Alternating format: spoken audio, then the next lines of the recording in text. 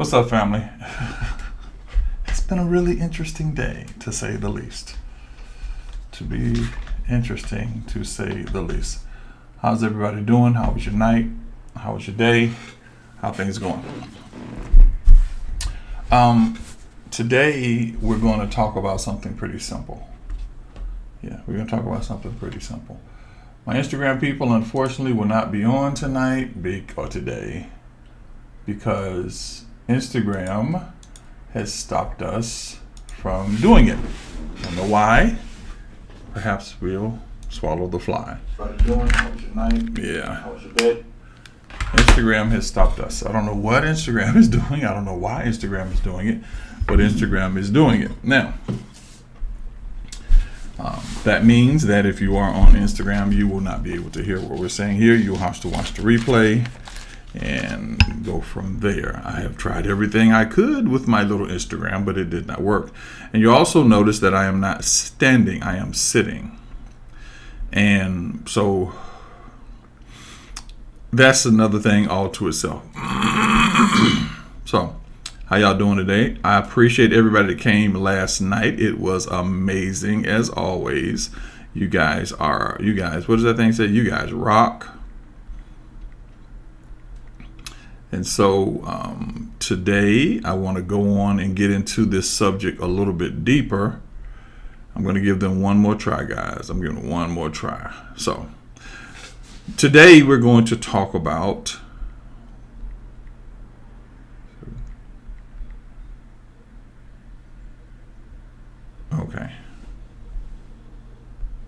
Today we're going to talk about what to do when it's not a good day. What do we do when it's not a good day? Y'all like my little shirt? What do we do when it's not a good day? It's still along the lines of he's not holding it against us, but what do we do when you're not having a good day? And obviously, that thing is happening to me. So, I don't know why they won't let me into my Instagram account. This is why we're going to the app, guys.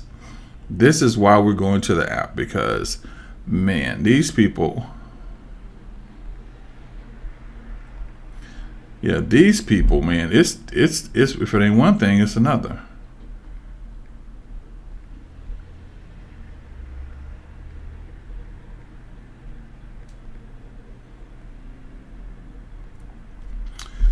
If it ain't one thing, it's another.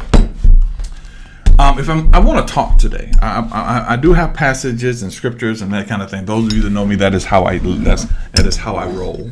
I have tea.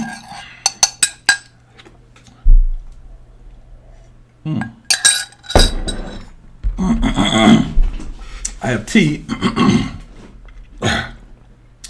Yeah, I'm locked out of IG as well. This is why today is the last meeting. Yep, today is the last meeting that we are going to have. So that's the last meeting for the app, and the app will be done. And once the app is done, we are good to go, and we are going to use the app to do all of our lives. Forget the man. We're going to get the man's foot off our throat. And then from there, we're going to start doing some of the things. I'm really excited. I'm going to try this one more time, guys. My children know that I'm OCD. I'm just OCD. I have to win. I have to win. So we're gonna keep trying to win. Oh, there we go. We're in, ladies and gentlemen. We are in. We are in, and we are live. There we go. There's the Instagram people. Told you we don't lose with the stuff we use. Well, I fixed it. I just pulled out and did something different. Whatever. We don't lose with the stuff we use. Okay.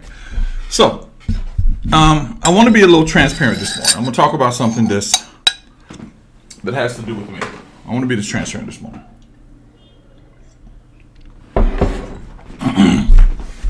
This morning I got up and I was upset about something in my spirit.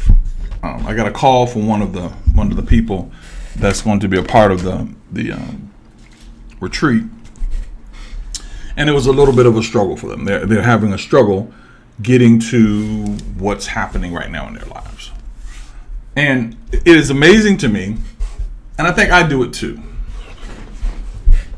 We get to this point in our lives when something goes wrong, and we're trying to figure out why this particular thing is going wrong, and why we're trying to figure out while we're trying to figure out this particular thing going wrong. The first thing that comes to our mind is, what did I do wrong? Where can I fix this problem? What did I do to make this happen? And I remember reading the passage in the scriptures where they went to the blind man, and the disciples said, who has sinned, him or his parents or his father or his mother? And he said, no one has sinned, but this is to show the works of the Lord. Now, in theory and in study, that sounds really good. It sounds really good that you can say, oh yeah, that's what happened. God is using me to bring glory to us, or bring glory to his life, or show forth his glory in my life. And it's good, and it sounds great. But when the rubber actually hits the road, it's not as easy for us to allow that to happen in our lives as it is to say it. Oh my God, God loves me. And if it were, when it came to setting the atmosphere for God, every day you would get up, because the same drive you have to get to work, or the same drive you have to want to wake up anyway, that same drive would be the same drive you would have to want to serve God. And I talked to us about how we are dedicated to the process of God. Now, before you knew anything about freedom in the spirit, you were dedicated to church. You were dedicated to your organization, your religion, your circumstances. You were dedicated. Your battles were, how do I put church in the midst of my life? How do I put church in the midst of my situation? How do I put church? How do I put church in the midst of what I'm doing? That's your battle. How do I put church this? How do I go dressed by church clothes? How do I make sure I buy church shirts? How do I make sure I get up on Sunday morning at the right time? Now, this is me. Some of you, this is probably not you, but if it is you, I need you to hear me. So you created a world that was conducive to be a part of church. And it was great. You went to church, you had purpose, you had plan, you had all these things that were going on. You were excited to see all the people there, all these different things. And then you come and meet this guy named Pastor Dallas. And he begins to tell you some of the things that you should really see when it comes to church. And he's not saying not to go to church, but it is kind of making you look at church in a stranger or weirder manner. Man, I need to clean my office. It makes you look church in a weirder manner. And then you have a down day. You have a day where what you prayed for doesn't seem to come to pass. What you're looking for doesn't seem to happen. The people that you care about aren't moving the way you want them to. People don't understand what you're saying. They think you're crazy. All these things happen. And what we find ourselves doing is slowly descending back into the place where we let heaviness get on us. Last night I was talking to a young lady, and she was telling me about being in her relationship for the time that she was in a relationship. And after we talked about that, I said, now, how many of the things that you're dealing with in your life really have something to do with you? Really have something to do with you. And when I thought about that, after I got off the call, I thought about that, and I go, how many of the things do have to do with me? I know a lot of them don't, because when you start walking in the spirit, when you start walking in relationships, you walk in anything, you take on the characteristics of someone that is walking in those areas. You take on the characteristic. My responsibility is my mother, it's my dog, it's my cousin, it's my auntie. Because I don't want to be viewed as someone that's non-Christian, or someone that's mean, or someone that can't be gotten along with. And so what you do is you put yourself in a position where you cannot do anything. You cannot do anything without those thought processes affecting you. You can't go anywhere. You can't say anything. You can't make anything happen without those thought processes. So I came up with that this morning.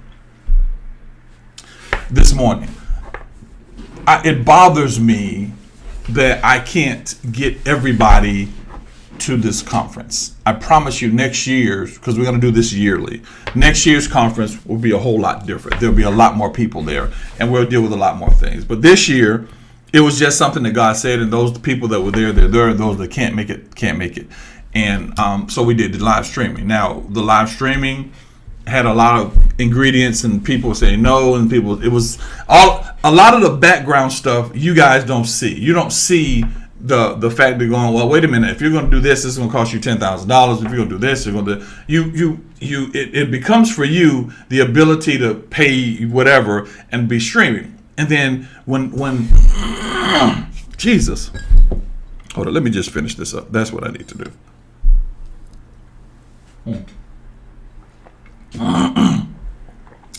There we go. And so then you want everything free. Oh, why don't we do it free? Why don't we do it now? The one thing that I will say about the people that are part of the Higher Standards organization, they are not free people. And I love you guys for that. They are not, yeah, man, just give it to us free. Why don't you give it free? I love that. But I want to understand something. So I'm looking at Galatians. The 20th, the second chapter. And I'm looking at the first verse of Galatians. And I want you to see what it says. I didn't put it on. Today I just wanted to talk. And it says, I am crucified with Christ. Nevertheless, I live, yet not I, but Christ living in me.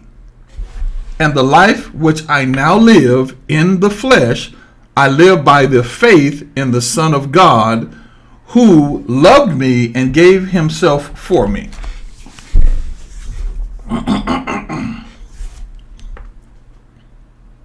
He said, I am crucified with Christ. Now, if you go into, and I believe it's in Matthew, he says, if you're coming after me, take up your cross and follow me. I want you guys to understand something. And I unfortunately am going to say something that's probably against what you think about the Bible, what you believe about the Bible, so please forgive me.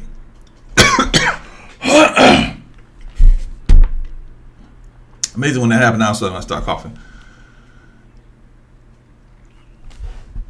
The way you view the Bible and the way you read the Bible determines how you accept the information in the Bible. The way you view the Bible and the way you think about the Bible, the way you've been taught about the Bible determines your feeling about the Bible when you gather information, when you take in information. And so what happens to us, we've been taught about an angry God. We've been taught about a God that's going to teach us a lesson. We've been taught about a God that's going to humble us. We've been taught about this God that's going to do all these things to us. And when we go through these situations, because we think of God that way, we don't stand up and take on the battle necessary to beat these things. Do you know that most of us move in areas with new people according to what those people have said to us, and the fear that what they said to us is true? For example, my statement to a lot of people is, I do not debate with people that aren't spiritual. So you think of a question that's not spiritual, and in your mind you go, I know how Uncle Dallas is. He's not going to answer that question. Why? Because he doesn't debate with people that aren't spiritual. And so what happens is that's around a whole bunch of people. There are people in your lives that you don't address certain things with, because in your mind, they're going to be what they said. They're going to do what they said. They're going to act the way they said. But the key becomes you have a spiritual connection, which means that whenever God speaks to you or gives you an unction or pressure, you have to be willing to take up the cross. You have to be willing to be nailed to the humanity of yourself. The life you live is not a life where God is micromanaging what you do to make sure you do exactly what he says. The life you live is the life that God is going, if you need something, ask me. I would rather you go after it than sit there and wait for somebody to bring it to you or lay it in your lap. I would rather you make a move and make a mistake. I'd rather you make a move and make a mistake than sit and make no moves at all. That's what mercy, that's what grace, that's what all these things are all about. See, the key becomes you're protecting people from what they said, or protecting you from what people have said, or what situations have said, or what circumstances were said. You are not living that law. Now watch this passage. Now pay attention to what this passage says. This passage says, I am crucified with Christ, nevertheless I live, yet not I, but Christ lives in me, and my life, and the life which I live is now live, that I live in the flesh, I live by the faith of the Son of God. So he said, this life that I'm living is not really my life. I'm not really living this life. What I'm doing is I'm occupying a position that the anointing, which is Christ, notice he didn't say Jesus Christ. He said, the life I live is Christ. And I say this all the time.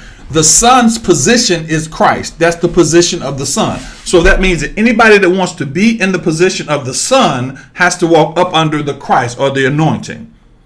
And when you walk up under that, that is what destroys the yokes. Now, that's something we'll talk about a little bit deeper, a little bit later, but that's what so now I'm sitting at this thing and I'm going, okay, God, if I'm living this life, and the way I live this life is the evidence and the substance that there is really the Son. There is really a position called the Son of God. There is really something that's inside of me that connects me to you.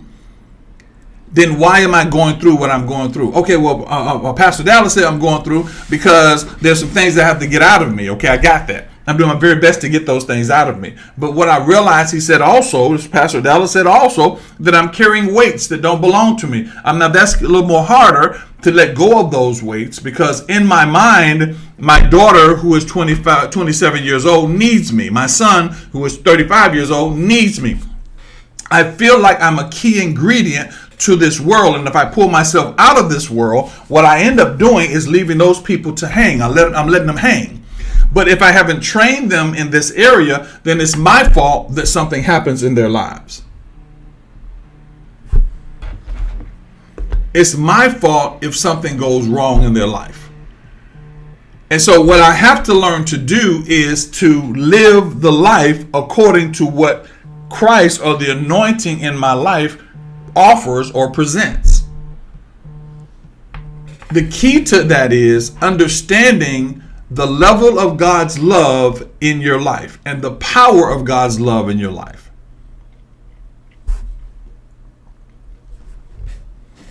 I want you to look at this way. Those of you that are looking for a relationship, I want you to realize that God being the orchestrator of your life, he's not looking for someone that is cute or not cute. He's not looking for somebody that's happy, that's sad. He's looking for someone that will love you at the level that he loves you, or as close as he can find. But in order for you to get that, you have to be you. You can't be what religion says you are. You can't. This is going to sound kind of interesting if you pay attention to what I'm saying. You can't be what religion says you are. You can't say what your bloodline says you are. You have to be what God says you are. So religion says that you're a Christian. Your bloodline says that you're a Dallas. Your circumstances says that you're poor. Your race says that you're black. All these things give a definition to you, and you stay within the borders of those definitions. Now, the key to that is understanding that God is not crazy, he's not blind, and he doesn't know. He doesn't not know you. So when you begin to move into these other areas, considering the people that are in the area is a good thing, but it's not a great thing. Considering what God told you is a good thing. Why? Because if God speaks to your life, whether it's through word, I'm going to talk about these, through word, meaning you receive something as I'm talking, through spirit, means he says something to you, or through circumstance and situation. Whether he's speaking, when I talk, you go, wow, God just spoke that to me, or that bears witness in my spirit. Whether he's talking that way, or whether he's talking to you something else, meaning in second, he speaks through unction and audibly, or he speaks through that. If he's speaking through your unction, the audible, or the directive, then that's the second way. And the final way is through circumstances and situations where your circumstances guide you down a path. Every path you're guided down, that path is not a path where you hope you make it. It's a path where you've already been ordained to make it. Every path you go down is not a path where you hope you're going to make it. It's a path where you're ordained to make it.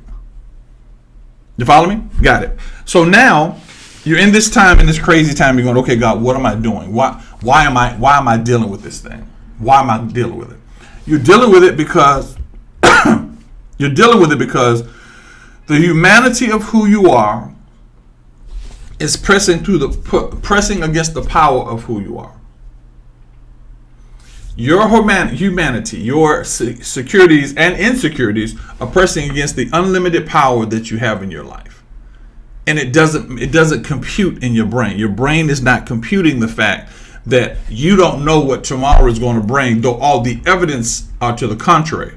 The evidence says, I'm taking care of my son because I know that tomorrow, if I don't say something, he's going to do this. I'm taking care of my daughter. I know because tomorrow, if I don't say something, she's going to do this. And what you're doing is you're doubting your walk. You're letting circumstances determine, can you make it through?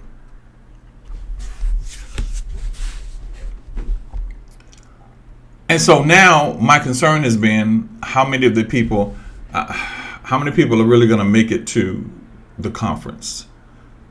People that are paid. How many people are going to really make it to the conference? How many people are really having a struggle getting to the next level? How many people are having struggles when it comes to their personal, their business, their circumstances? How many people are struggling at that? And that's my prayer. My prayer is to keep you from that level of struggle that makes you feel like God is not there. I dealt with it this morning. But it wasn't about me. It was about us.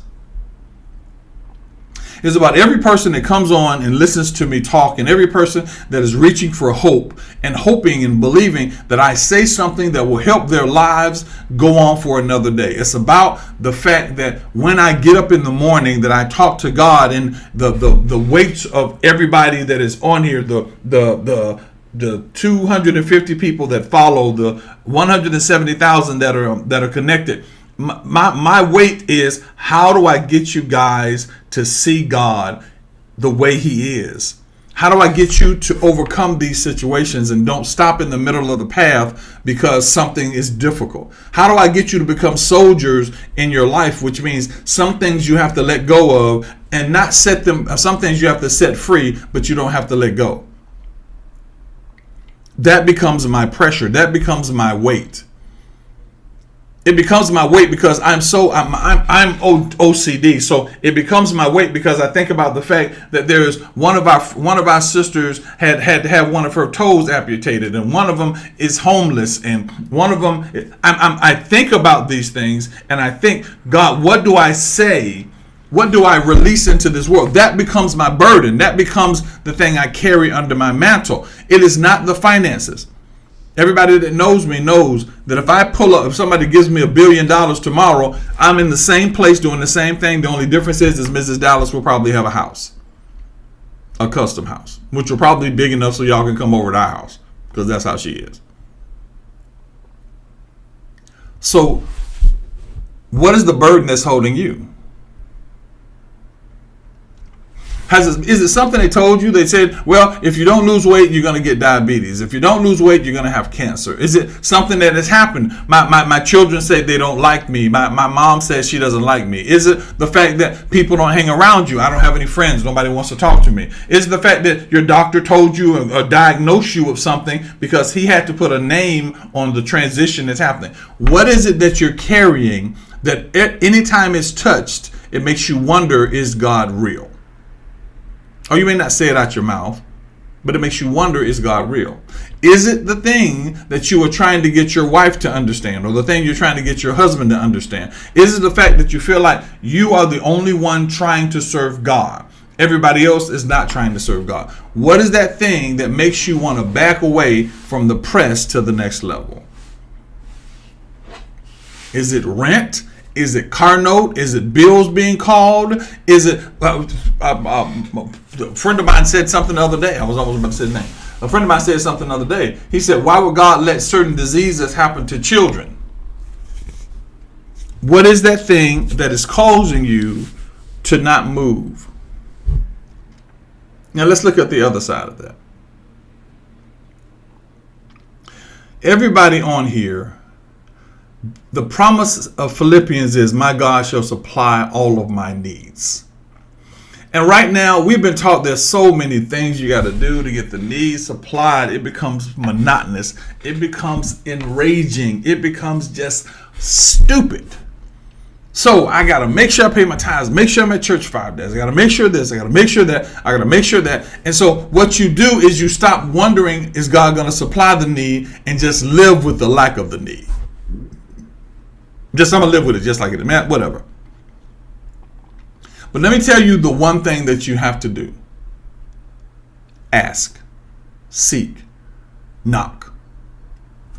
I'm going to try to help you understand something, and I'm going to try to help you see this, because it took a minute for me to get it. Now, some of you are a lot smarter than I am, but it took me a minute to get this thing. And I'm going to do it like this. My favorite thing is my cup. My wife has a lot of cups. My favorite thing is my cup. The world is your cup. Okay, now here's how I'm going to say this. Follow me. The world is your cup. That means that everything in the cup is yours. Now imagine your cup is a bowl, or imagine your cup is a bucket, and it is as big as this room. As big as, well, y'all can see in the camera, it's as big as this camera. Okay? And somebody comes and they don't put water in your bucket, they put money in your bucket. It's your bucket. They put money in your bucket. They put, everything is in your bucket. And I didn't get this, I didn't understand this, and I tried my best to kind of articulate it, because it doesn't make sense. So, if it goes into your bucket, it belongs to you. So here, follow me now.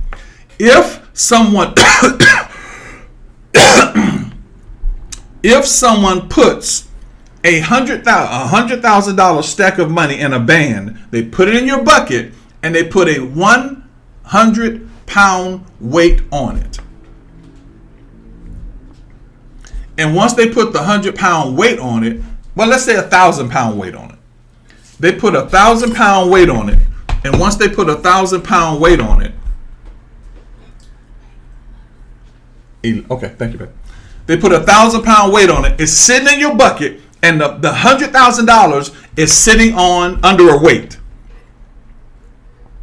Okay, it is under a weight. You cannot move it by yourself. Now, that's your spiritual life right now. That's your spiritual life. Here's what has to happen. This is what I tried to understand. The Spirit of God spoke to my heart and said, whenever I tell you you can have it, any power necessary to get it is okay. I didn't understand that. Everything that was necessary to get it.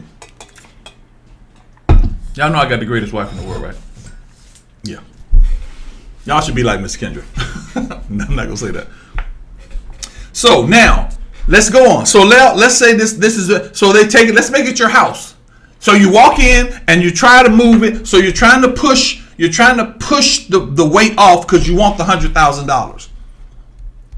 So it's just you. Hear me, guys. I'm telling you, I'm trying to get you to understand something. So it's just you. No matter what you can't get this 100,000 pound, this 1,000-pound brick off this money. You want this money. The person you dislike the most, your enemy drives by with a lever. He can stick it under there, lift the money up. Do you let him do it? All he has to do is flip it up. Do you let him do it? Or do you let your emotional feelings, follow me, I'm trying to show you something. Do you let your emotional feelings about him stop you from getting what God has for you? Let's say yes, you let him go. So you go by, you let him go. You let him go. So a next person comes by is a person that goes, hey, don't break that rock, because that rock is valuable. That's a valuable rock. And you know, I'm a rock person, and that rock right there is one of the rocks that was raised in history. It was a fossil and all those kind of things. And they make you tell you got to love that rock, and you better love that rock because he is the rock of your salvation. So he's religiously connected to the rock. And so do you not move the rock because he's religiously connected to the rock? Because your pastor came and told you, don't move that rock, leave that rock alone. Do you not move the rock because your pastor told you not to move the rock? You say, I'm not messing with him. He goes on about his business. Your girlfriend, your boyfriend, whoever you love, say, listen, you're not going to get that rock off that doggone money anyway. Why don't you just go on? Come on, let's go get something to eat. Let's just go someplace else. Leave that rock alone. You can't do it. Your mama couldn't do it. Your daddy couldn't do it. Your auntie couldn't do it. Nobody in your life could do this. So why are you sitting here struggling with the rock? Don't worry about it. You know what? You'll make some money some other place. You'll meet somebody later on. All these things are happening, and they say, listen, just stop worrying about the rock. You don't even know if that money is real. Why are you sitting there fighting about that rock? Keep moving.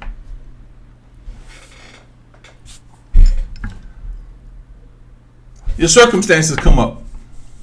Your brother needs your help right now. Hey, I'm going over here, and you know, mama's real sick, and she needs your help. She's not sick unto death. She's just real sick, and she's looking at you going, why can't you come over here and check on me? Always worried about that rock. Always trying to get under that rock. That's all you've been dealing with, the rock. That's it. They talk about you've been dealing with the rock too long. This is the life that you live. This is the life that God was talking to me about. He said, how many of those people would pull you from what I'm calling you to do? Then the final one, and those that know me close will know what this one means. Then finally he says, your family members say, is that rock more important than me?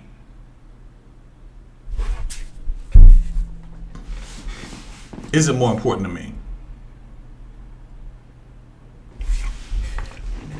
Jealousy comes in. Is that rock more important to me? You have 3 days. If you don't come in 3 days, then you're going to lose this connection. So you can either stay with this rock or get this thing that makes your flesh feel good.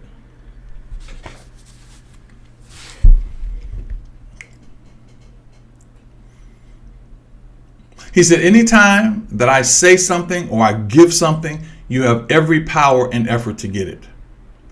Every one of us still mad at somebody. Every one of us is still disliking somebody. Every one of us is still afraid of somebody. Every one of us is still afraid of failure. Something's going to fall. Something's going to hurt. And we're sitting on a rock that is 1,000 pounds, and we can't seem to move it. But our enemy came, and our enemy said, I'll help you. Because your enemy is your footstool. Your fear, everything that came told you to not move that rock. And what you don't know is every time you push the rock, it moved a little bit. And because you're dealing with all those things, you stop pushing it. So that meant if you pushed it every day and it moved an inch, and you need to move it 15 inches, that means you need to push it 15 times to make it happen. That means you've got to pray this thing 15 times to see God move. You got to worship him 15 times. You got to open up the atmosphere 15 times. You have to do all these things 15 times before God does it. Can you last 15 times? Can you look at that situation and start to look at it and go, okay, I'm going to call my enemy because I know he don't like me, but he has a tractor and he can come and help me with the tractor. And I'm willing to give him maybe $100 to do this. Or I would just say, I forgive you and go on from there. I'm willing to call my brother up and say, listen, I know you're mad at me. I know you're upset with me, but I apologize. If you help me get this rock, then I'll help you back on whatever. I'm willing to let those things go. It's not to break you. It's to balance you. These things are not to break you, they're to balance you.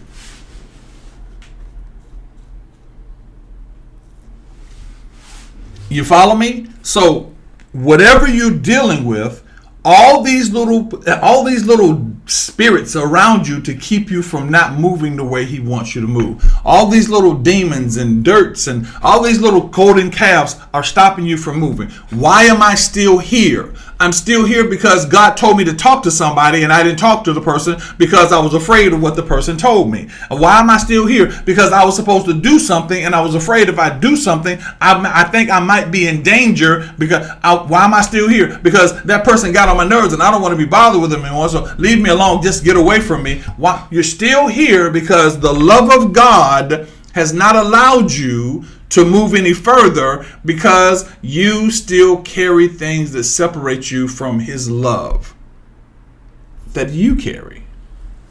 He doesn't hold you accountable, that you carry. You don't take 15 days, and every day of that 15 days you attack whatever that thing is. Every day of the 15 days you attack that. You attack it. You don't do anything else. No regular music, no regular TV, no nothing for 15 days. Hey, for 7 days. You concentrate on getting connected to God in such a way that the presence and the atmosphere of God goes with you everywhere you go. There is nothing too hard for God. There are things too hard for us.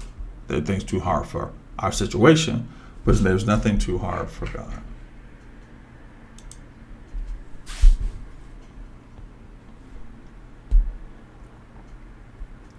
He said, take up your cross. Write this down. When God speaks it, he fixes it.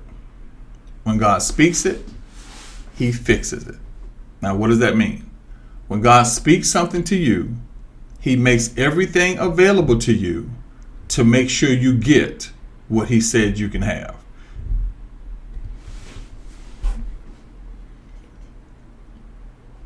You know what? If he speaks it, it's mine. Let's just say that.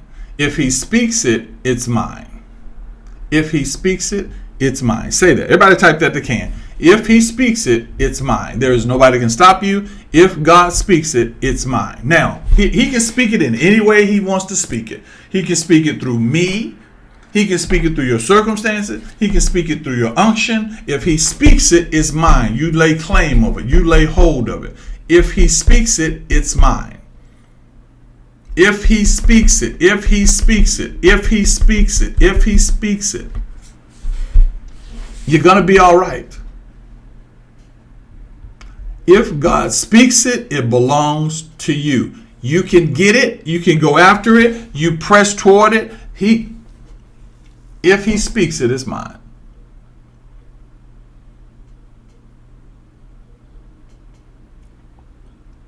Yours. And you go after it like it's yours. Somebody takes your bike, rides down the street on your bike, and you see your bike across the street, whether you got to call the police, whether you got to you go get it, it's yours. If he speaks it, it's yours. That means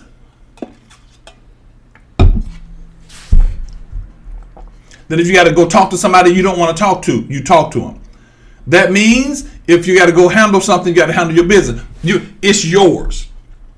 You lay claim to it like it belongs to you. You lay claim to it because it's yours. So you go after it like it's yours. Taking up your cross means doing what's necessary to get to the promise. Doing what's necessary to get to the promise. I have to learn this. Why? Because I'm carrying things that have to do with you guys. I'm carrying things that have to do with the situations that are happening in our lives. God is opening up doors for us. He's moving us. But now there's that area between what he's doing, what we're going through, and where we're going to. One plants, one waters, God gives the increase. One plants, one waters, God gives the increase. And we have to understand that he's going to give the increase. Now, I love you today, guys. There's no questions and answers. I have an appointment at 11 o'clock, and I got to leave. So I'm going to be out of here about, I'm going to be done with this about 10:45. So I got about 5 minutes. Here's what I want you to do. Go back to those places where I told you to write down what you want and begin to tell God on each one of those things, it's mine. You can literally write it down on a piece of paper.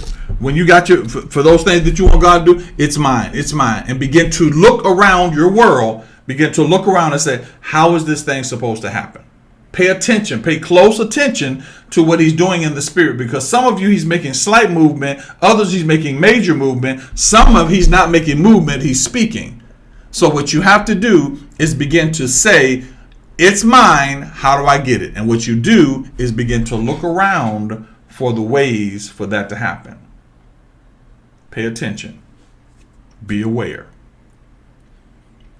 Don't look to what you like and what you dislike. Don't look to who you hate and who you don't hate. Look at every area and go, that's moving me closer to what God wants me to have. Some of you, he's going to just release it and give it to you. You don't have to do anything. Some of you, it's going to take a press. Some of you, it's going to take patience. Some of you, it's going to take forgiveness. Some of you, it's just going to take you actually saying, God, that's mine and I appreciate it.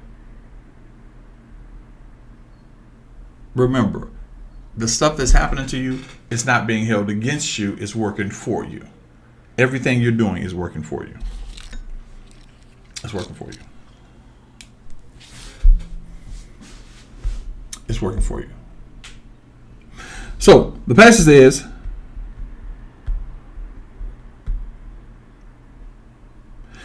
says, if I am crucified with Christ, nevertheless I live. He said, I'm crucified with Christ, nevertheless I live. Sister Annette, there is no spoon. Sister Annette, there is no spoon. That's a revelation we're going to talk about at the retreat. There is no spoon. One of the things we're going to do at the retreat is we're going to do a thing on the matrix. I'm going to do a teaching on the matrix. I think we're going to have, we might have sandwiches. I don't know if we're going to have sandwiches. I know we're going to do something on the matrix. I don't know what we're going to do. We're going to do something on the matrix because I know you guys want to do the matrix thing. And so we're going to talk about it. Yeah, we're going to talk about it. All right, people, I love you. I love everything about you. Go ahead, write the vision, make it plain. Go ahead and go down to your things and tell God, yes, this is mine. Make sure you like. There's a little thumbs up. Make sure you like it because it helps the algorithm. Make sure you save it. Make sure you do everything that is necessary. Everything that's necessary to follow. We will be on again on Friday. Today, I hope that today is Wednesday. We'll be on again on Friday. I praise God for each one of you. I thank you so much because of the classes that we've had. So I've got to go. Because I got to do this. I love you very much. And for those of you that are part of us and those of you that are new, again, my name is William Dallas. This is the Higher Standards Organization. Because I had this new screen down, I didn't put my name down here, but this is my name. That is who I am. This is the Higher Standards Organization. And ladies and gentlemen, you know my words. You know what's up. You've just been taken to a higher standards. Is that what it is? Yeah, that's right. Y'all be good.